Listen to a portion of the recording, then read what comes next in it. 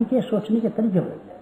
सोचने के तरीके अगर आपके बदल जाए तो मैं ये कहता हूँ आप एक दिन में नरक में से निकल के स्वर्ग में जा सकते। आपको मैं ये कहता हूँ आप अगर विचार करने का तरीका बदल लें अपना, आपकी जो वर्तमान स्थिति है कल इसमें कायाकल्प हो सकता है।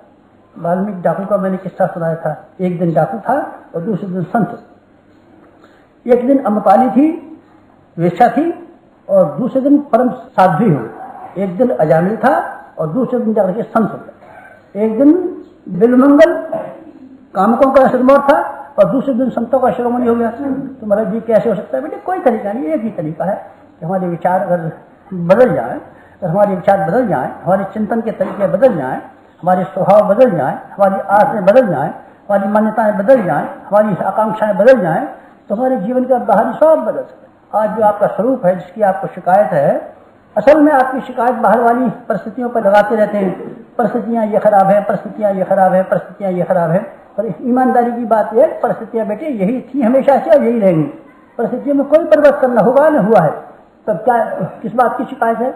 आपको मनस्थिति बदलनी चाहिए। मनस्थिति बदल लेंगे तो परिस्थितियों को बदलने की कोई जरूरत न पड़ेगी। आप मनस्थिति बदल लीजिए, परिस्थितियों की कोई जरूरत न पड़ेगी। गुरु जी हमारी संतान नहीं होती है, बड़े दुखी हैं, बड़े दुखी हैं। अच्छा बेटे तू अपना विचार बदल दे। क्या विचार बदल लूं? इस तरीके से विचार बदल दे जैसे क्या है राजा महेंद्र प्रताप ने बदल दिए थे। महेंद्र प्रताप के घर वाले और खानदान वाले बार बार ही कहते थे संतान नहीं होगी, वंश नहीं चलेगा, संतान नहीं होगी, वंश नहीं चलेगा, तुम्हारी कमाई कौन खा जाएगा। सारे के सारे विचार छाया हुआ था। राजा महेंद्र प्रताप के कान में किसी ने कह दिया एक बच्चे को कमाई खिलाने की क्या आवश्यकता है? जो हमारे पास कमाई है तो हम लोकहित के लिए खर्च कर दें तो क्या बुराई की बात है। राजा महेंद्र प्रताप ने दूसरे दिन ये कर दी घोषणा सब जगह, हमारे बच्चा पैदा हो गया, हमारे बच्चा पैदा हो गया। वाल्मीकि नामकरण को आए, सारी की सारी भीड़ जमा हो गई, रिश्तेदार जमा हो गए, मिठाइयाँ बटने लगी और लगा बच्चा पैदा हो गया। जब उनका नामकरण संस्कार होने का समय आया, राजा महाराजा सब बैठे हुए थे। राजा साहब अपनी रानी को लेकर के आए, हाथ जोड़ के बोले हमारी रानी के पेट में से कोई बच्चा नहीं हुआ। तो फिर कौन की में से हुआ? कुत्ती की में से हुआ, बिल्ली की में से हुआ, कौन की में से बच्चा हुआ जिसके लिए आपने हंगामा मचाया? लेकिन उन्होंने राजा साहब ने कहा हमने कोई गोद भी नहीं रखा है, तो कहाँ से बच्चा हुआ? राजा साहब फिर हंसी के मोड़ में बोले हमारे पेट में से बच्चा पैदा हुआ। आदमी के पेट में से बच्चा पैदा हुआ? आदमी के पेट में से? हाँ सर हमारे पेट में से बच्चा पैदा हुआ, कहाँ दिखाइए? उन्होंने वाल्मीकि जी के सामने हाथ जोड़ कहा लोगों का बच्चा पैदा करने से मतलब यह है कि हमारा वंश चलेगा और हमारी कमाई कौन खाएगा। हमने ये विचार किया है कि हमारा वंश हमारे अच्छे कामों से चल सकता है। हनुमान जी का वंश उनके अच्छे कामों से चला था, औलाद ने नहीं चलाया।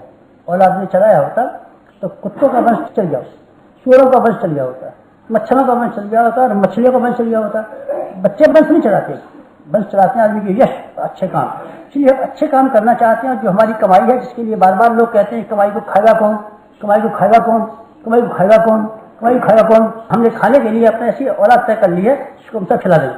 उन्होंने अपनी सारी संपत्ति का एक ट्रस्ट बनाया। उन्होंने कहा 100 गांव की जिम्मेदारी है, 99 गांव की जिम्मेदारी हमारे उस काम आ जाएगी, इस काम आ जाएगी। जिसकी ऐसा शिक्षण संस्था बनेगी जिससे कि लोगों का व्यक्तित्व चरित्र का ऊंचा होता हुआ चला जाए। एक गांव की जिम्मेदारी हम अपना पेट पालने के लिए रखेंगे और 99 गांव की जिम्मेदारी हम वहां दे देंगे। कमेटी बना दी गई। मालवीय जी ने उस कमेटी का नाम, उस संस्था का नाम प्रेम महाविद्यालय रखा। बाबू संपूर्णानंद जो राजस्थान के गवर्नर रहे थे, यूपी के मुख्यमंत्री रहे थे, उसमें अध्यापक का काम करते थे। सेंट्रल गवर्नमेंट के मिनिस्टर थे, वो उसमें अध्यापक थे। प्रोफेसर कृष्णचंद्र जो मुद्दतों तक सेंट्रल गवर्नमेंट के किसी महत्वपूर्ण काम पर है, वो भी उसमें अध्यापक थे। हमारे यूपी के आचार्य जोग छोड़ जो शिक्षा मंत्री है, वो भी इसमें नौकर थे, अध्यापक थे। ऐसे चुने हुए अध्यापक लाए। उन्होंने संयुक्त प्रांत में राजनीतिक क्रांति के लिए उस प्रेम विद्यालय को माध्यम बनाया। हजारों लोग इस तरह से तैयार कर दिए।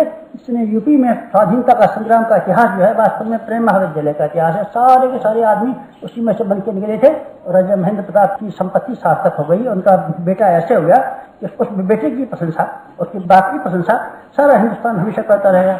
ये क्या है? ये है मिरेकल ऑफ राइट थॉट्स। ये नाई की दुकान पर हमने टंगा हुआ एक फोटो देखा है जिसमें एक आदमी के बाल ऐसे बड़े बड़े बाल और ऐसे मूछे ऐसा बैठा हुआ है भूत जैसा। उसी के बगल में एक और आदमी बैठा हुआ है, उसकी हजामत बहुत क्लीन से बनी हुई और बाकायदा उसकी बाल ऐसे बने हुए हैं।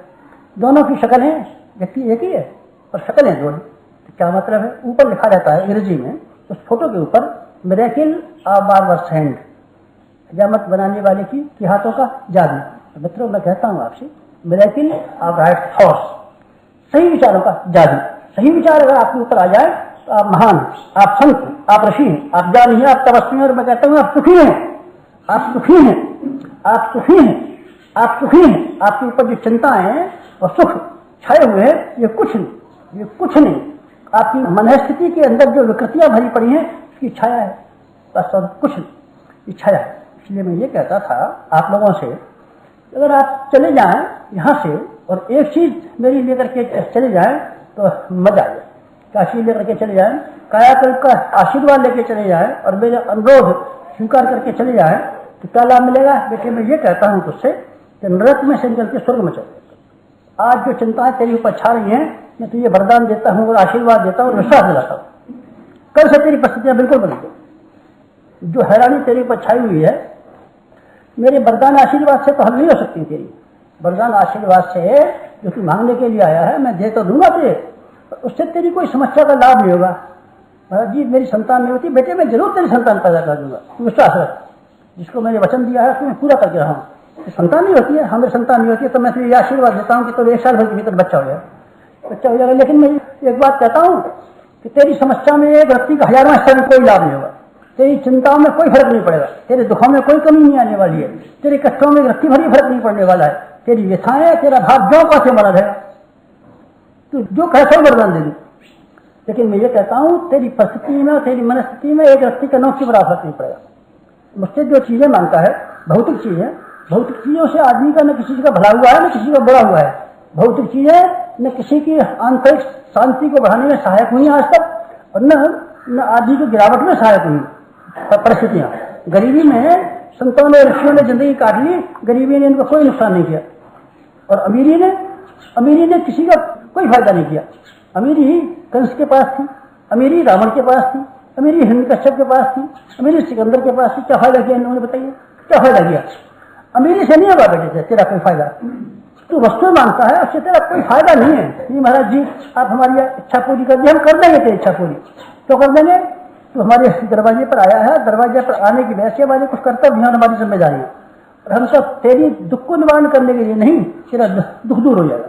हम इसलिए अगर हम देने का द्वार अपना बंद कर दें तो हम अपना ब्राह्मणत्व गवा बैठे, और हमारी संत परंपरा कलंकित हो जाएगी, और हमारा हृदय के भीतर जो हमारा उदारता का विकास हो रहा है, जो हमारी आध्यात्मिक प्रगति के लिए आवश्यक है, उसमें रास्ता बंद हो जाएगा। बस इसीलिए हम देते थे। आप हमारा कष्ट दूर करनी बेटे, कष्ट दूर नहीं कर सकते, तेरा कष्ट दूर तेरा नहीं हो सकता। कष्ट का कारण तेरी मनस्थिति है, परिस्थितियां है ही नहीं। जब परिस्थितियां है ही नहीं, तो परिस्थितियां बदल देने से तेरी समस्या का समाधान कैसे हो जाएगा? आपसे एक निवेदन कर रहा था, अगर आप यहाँ से जाएं और इस 7 दिन के शिविर का कोई प्रसाद लेकर के जाएं, और आपकी हिम्मत हो और हमारा आशीर्वाद और हमारा परामर्श सहन और स्वीकार कर सकें, तो आप एक काम कर दें, आप यहाँ से हेरफेर करके चले जाएं, आप बदल, आप कायाकल्प करके